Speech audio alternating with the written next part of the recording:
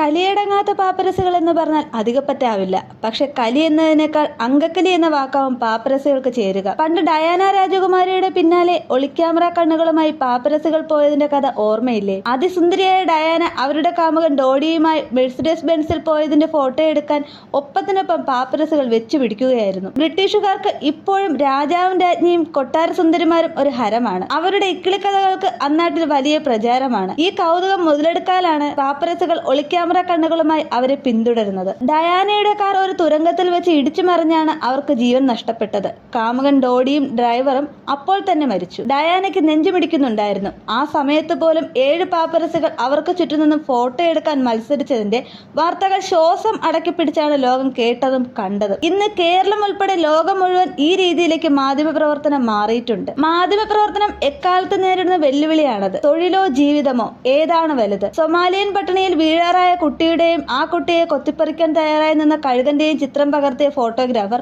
ഒടുവിൽ ആത്മഹത്യ ചെയ്തത് മനസാക്ഷിക്കുത്ത് സഹിക്കാനാവാതെയാണ്. പഴയ കഥകൾ ഓർത്തെടുത്തത് അടുത്ത കാലങ്ങളിൽ ബ്രിട്ടീഷ് പാപ്പരസി മാധ്യമങ്ങൾ വീണ്ടും കൊട്ടാരത്തിലെ സുന്ദരിമാരെ വേട്ടയാടുന്നതിന്റെ കഥകൾ പുറത്തു വന്നതിനെ തുടർന്നാണ്. മാധ്യമങ്ങൾക്ക് മുന്നിൽ പ്രത്യക്ഷപ്പെടാത്ത വെയിൽസ് രാജകുമാരി കാതറിൻ എലിസബത്ത് മിഡിൽട്ടണിനെ കുറിച്ച് ഒട്ടനവധി ഊഹാപോഹങ്ങളാണ് ബ്രിട്ടീഷ് പാപ്പരസികൾ പുറത്തുവിട്ടത്. വില്യം രാജകുമാരനുമായി വിവാഹബന്ധം വേർപെടുത്തുകയാണെന്ന് വരെ റിപ്പോർട്ടുകൾ വന്നിരുന്നു. എന്നാൽ അതിനോടെല്ലാം കാതറിൻ പ്രതികരിച്ചിരിക്കുകയാണ്. താൻ പ്രതിരോധ കീമോതെറാപ്പി ചെയ്തു വരികയാണ്. ജനുവരിയിൽ ലണ്ടനിൽ വയറുവേദന കാരണം ശസ്ത്രക്രിയയ്ക്ക് വിധേയയായി. ഓപ്പറേഷന് ശേഷം നടത്തിയ പരിശോധനയിൽ ക്യാൻസർ കണ്ടെത്തി. അതിനാൽ പ്രതിരോധ കീമോതെറാപ്പി ചികിത്സയുടെ പ്രാരംഭഘട്ടത്തിലാണ്. കഴിഞ്ഞ ദിവസം ഐക്കൻസിംഗ്ടൺ പാലസ് പുറത്തിറക്കിയ വീഡിയോയിലാണ് ഏവരെയും ഞെട്ടിച്ചുകൊണ്ട് കേറ്റ് ഈ വിവരം പറഞ്ഞിരിക്കുന്നത്. ബ്രിട്ടീഷ് പാപ്പരസി മാധ്യമങ്ങളുടെ പാപ്പരത്വത്തിന് ഇരയായി കൊല്ലപ്പെട്ട ഡയാന രാജകുമാരിയുടെ തുടർക്കഥയായി കാതറിന്റെ വേട്ടയാടൽ വരുമെന്ന് കരുതിയിരുന്നു. അവർ കാതറിന്റെ മൗനം വളച്ചൊടിക്കുകയായിരുന്നു. എന്നാൽ സമയോചിതമായി കാതറിൻ തന്റെ രോഗവിവരം മാധ്യമങ്ങളോട് വിളിച്ചറിയിക്കുകയായിരുന്നു. ബ്രിട്ടീഷ് രാജകുടുംബങ്ങളുടെ ജീവിതത്തിലേക്ക് ഒളിഞ്ഞു നോക്കുന്ന മാധ്യമങ്ങളുടെ പ്രവണത ഒരിക്കൽ കൂടി വിമർശന വിധേയമായി. എന്ത് തരം ക്യാൻസറാണ് തനിക്ക് പിടിപെട്ടിരിക്കുന്നത് എന്ന് കേറ്റ് വെളിപ്പെടുത്തിയിട്ടില്ല. പ്രതിരോധ കീമോതെറാപ്പിയിൽ